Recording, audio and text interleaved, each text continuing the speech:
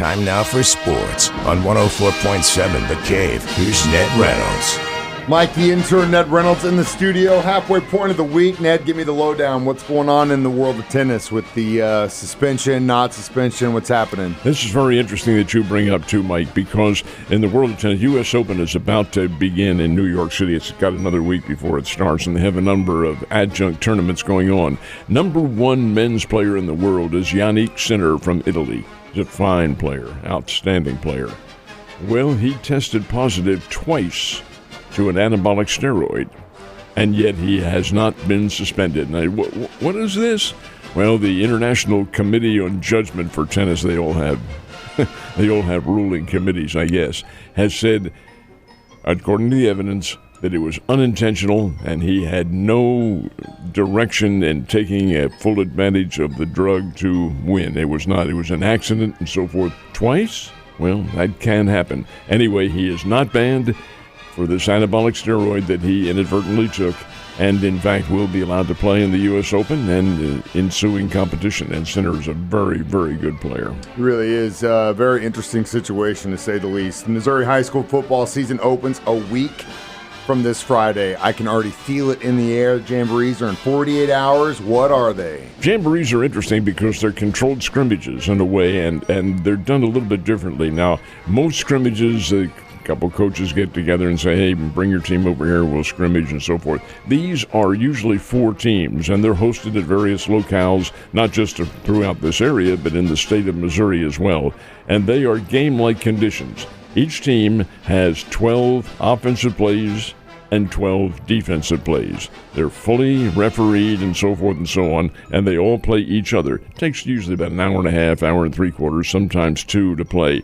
But the Jamborees are great tests to see just exactly what your team has, how strong they are. They put the regulars in there, and it's really good competition. Finally, they're hitting somebody other than their own teammates, and folks, that makes a big difference. Huge difference. What's in the pros are feeling that right now? What's the big money golf tournament this weekend, and where's it going to be? And it is big money, as they all are. This is the playoffs now, the FedEx playoffs, and they'll take the course at Castle Rock, Colorado, starting tomorrow. And this is a particularly interesting one because the field will be only 50 golfers who tee off on this one. And then following this, it's the top 30 money winners who will play in Atlanta over the Labor Day weekend. Well, the event in Castle Rock, Colorado is the BMW Championship, and the first prize is $4 million. But $4 million, while that is great, that's going to put some sandwiches on the table for you. The top prize at the end, the winner in Atlanta, gets $25 million personally. That's not the purse, that's the winner's share. And that's exactly what they're going for. This Castle Rock course is 8,100 yards. It's par 72. Imagine the ball will fly pretty well out in Colorado at this time of the year. So we should see a very good tournament that does begin tomorrow. I'm sorry. Sorry, Cardinals Nation. That's all I'm going to say. I'm just going to say I'm sorry. Sorry, guys. It sucks. I'm a Royals fan, so it's not really my big deal. Like I said earlier in the year, I'm having a great time watching these guys. I feel like they're going to probably make the playoffs. We got 2 weeks to figure that out, but it's been a lot more fun, even if they don't, to watch the Royals this year than it has been the St. Louis Cardinals. I think your opinion is shared by a lot of people. The Cardinals have simply not gotten it done. They're not together. They knew going into this series with the Milwaukee Brewers, really, they had to sweep the 3. They will not sweep it. They lost last night, they being the Cardinals, 3-2. And this is typical Cardinal baseball. This is what's happened. They're trailing 3-0. They have only 1 hit for the whole game through the 8th inning. 1 hit. So in the 8th inning, they rally. And up steps Matt Carpenter. 3-0, he hits a pinch hit 2-run homer, and suddenly it's 3-2. You have a great chance. Last the 9th inning. Cardinals load the bases. Here's the tying run on 3rd, winning run on 2nd, 1 out. Guy pops up, okay, 2 outs. Nolan Gorman, former Springfield Cardinal, comes to bat. He has 20 home runs this year. He's also batting about 190, strikes out. Does that not say it all? Striking out with the bases loaded in the 9th inning. Team loses 3-2. Cardinals are 12 games out of first place with about 36 to go. I think something like that.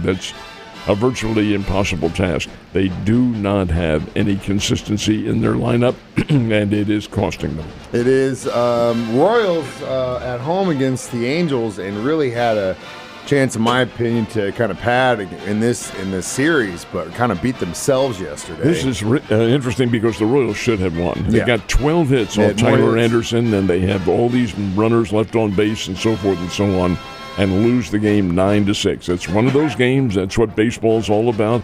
The variables involved. The ball takes funny bounces, but yeah, the Royals did fall 9-6, and that does hurt. But the Springfield Cardinals, they made up for it.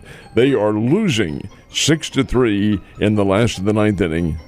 And, Mike, they score 6 runs and win by a score of 9-6. Can you imagine that? And they win it when Chris Rotundo, who has played part-time for the Cardinals, pretty good player, walk-off grand slam. Springfield Cardinals, folks, they're pretty good. And I'll tell you, they stand a great chance, and I mean this sincerely, of winning the entire Texas League.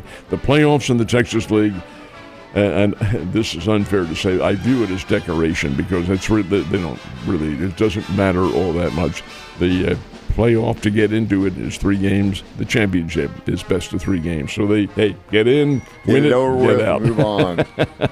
Speaking of which, we're going to get the preseason over with tomorrow night for the Kansas City Chiefs. They're back at home against the Bears. You would have to be out of your mind to want to bet on this game. First of all, why are they even putting a line on it? Well, it's because the bookies, they know somebody out there is going to play it. Got to start practicing somewhere. Now, this one does puzzle me a little bit, though, because it's the Bears who are a 3-point favorite. Yeah, well. Now, wait a minute. How does this work? That's Arrowhead. This is the 2-time Super Bowl champs, and the visitors from Chicago, normally and also ran in the NFL, are 3-point pick? Tells me that the smart guys in Vegas know fully well that Andy's not going to play anybody in this one. No. And they're not going to show their hand. No. You heard his message after the second game, and he said, the first stringers are good. 2s and 3s, there's an issue of depth in certain places, and I guarantee you they're going to figure that out tomorrow night. That's what tomorrow night's going to be about. Well, they still have to cut about 30 players somewhere in that vicinity, and that'll happen. It certainly has to happen by the 27th of this month, and it may be right after that game or 24 hours later. Hopefully you guys are listening. Do not bet on tomorrow night's game. That would be a horrible mistake. Ned, you have a great day, and I'll see you tomorrow.